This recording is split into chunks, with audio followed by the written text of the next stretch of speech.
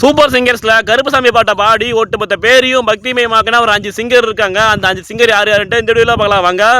Number 5ல பார்க்க போறது singer Devakottai Abirami. Karuppasamy பாட்டெல்லாம் சும்மா ஆக்ரோஷமா பாடியிருப்பாங்க.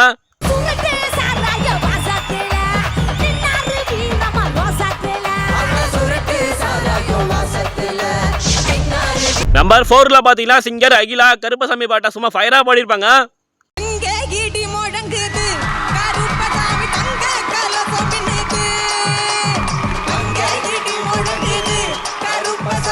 நம்பர் 3ல பார்க்க போற சிங்கர் தர்ஷனா. கருப்பசாமி பாட்டை ஃபயரா பாடியிருப்பாங்க.